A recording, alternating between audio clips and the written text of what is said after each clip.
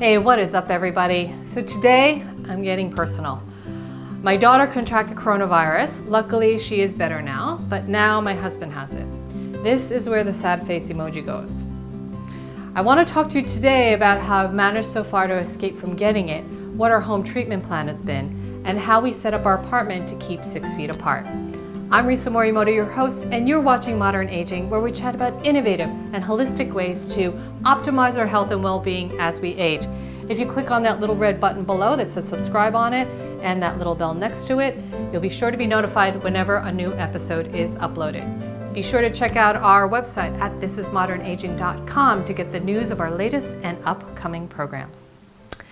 Okay, so let's be real. This all feels like a ridiculous bad joke or something. Wouldn't it be great to just wake up from this nightmare of a movie that has become our lives? Well, no such luck. Not in my family. My family's been hit by this coronavirus, so we've been forced to face this pandemic head on. I want to share our experience with you so that perhaps you can find something useful in what we did if you find yourself in the same predicament. At the time, when it happened, it felt like an uncontrollable crisis, but it did become manageable once we put systems in place. First off, I just want to say there's a lot of anxiety about there whether or not people think they have symptoms. The anxiety and fear is real, but we also have to take a step back and not freak out because the anxiety may be actually making things appear worse than they actually are. So take a deep breath. And if you're incessantly watching the news, you have to stop because it's not helping. So here's what happened and what we did. So my teenage daughter, she came home from school not feeling well a couple of weeks ago. This is when the hysteria was beginning and we were starting to see that this pandemic was real and coming to our towns and coming very soon. I have to be honest, at the time I completely freaked out and I lost it. But then I got into my producer mode. You know, for all those producers out there, you know exactly what I'm talking about. Because when that hits the fan, you have to solve problems. And so that's what I did. So she had the classic symptoms of fever and dry cough, but luckily nothing else. We gave her Tylenol for the fever, but really the cough, nothing except for maybe some cough drops from time to time. The real question was this Covid-19? I called around to try to get her tested, but it was impossible. Apparently, there are just not enough tests to go around, and the ones that they do have, they're using on severe cases only. So we were left to our own. We really, honestly, will never know for sure if she had coronavirus unless she can get an antibody test. But at the time, we were told to treat it as though she did, so that's what we did. Luckily, she's a teenager, and not a toddler, so she could take care of herself for the most part. We quarantined her in her bedroom, and we designated one of the 2 bathrooms for her to use only. She stayed in her room for about 4 days, which is about how long her illness lasted for her. I did not go into her room.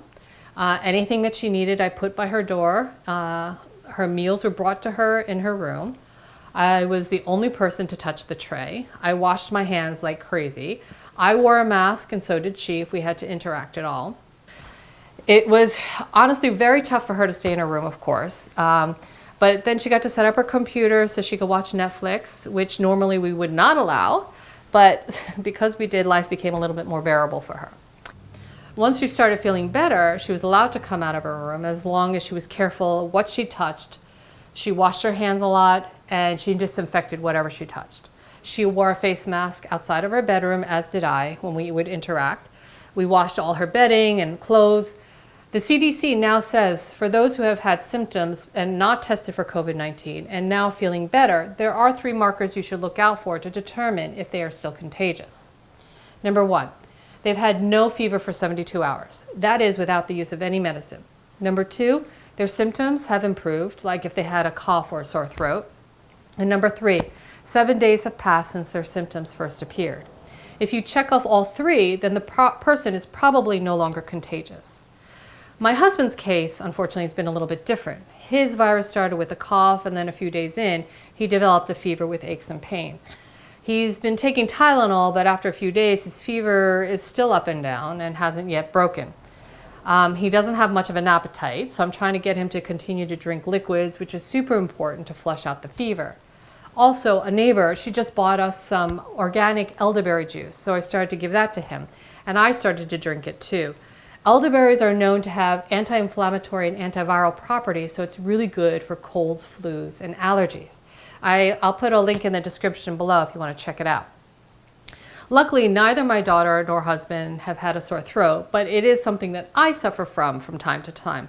So I just wanted to suggest gargling with warm water, warm salt water actually, and then also taking zinc.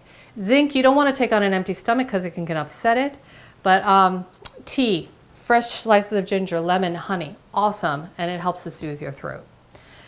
My husband is quarantined in his office and he has a little small bed in there. He's been there for almost a week now.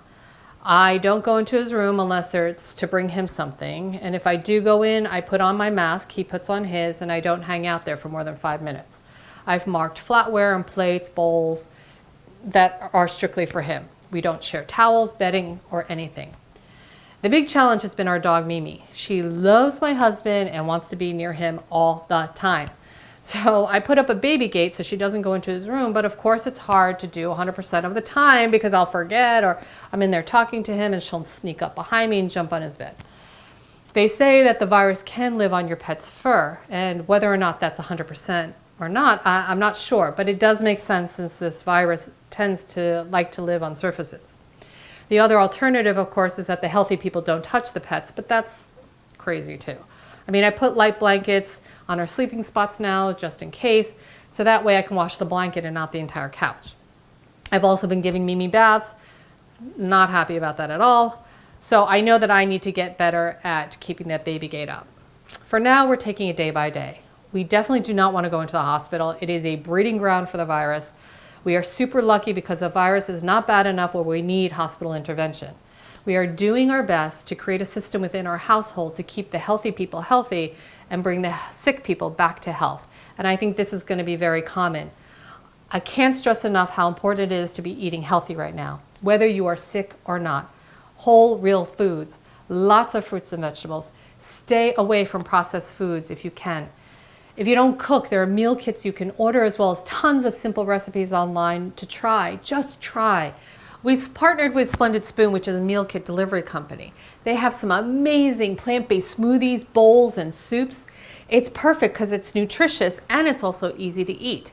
Right now, we're offering a discount to new customers, so you can find out all about it by clicking on the link below in the description section. Real food is going to help strengthen your immune system, and we all need strong immune systems right now. The virus is real and it is serious. Taking the it won't happen to me attitude is naive. You don't need to panic, but you do need to be prepared. Please keep washing your hands and be conscious of when you touch your face. Keep at least 6 feet away from those who are sick. You may be asymptomatic, so don't go near anyone if you have to go outside. You don't even know the person that you may walk by may be asymptomatic, and you don't want to catch it from them. Yeah, it sucks, and it's not ideal. But it is manageable, and like all things, this too shall pass. You've been through a lot in life already. You will get through this too. If you found the video helpful, please give it a like. If you have other questions, or even better, if you have other ideas on how to keep everyone safe at home, put them in the comment section below. If you think that this video would be helpful to someone you know, please share it with them. We are in this together, and together we shall rise and overcome it. So stay safe, stay sane, and we'll see you next time on Modern Aging.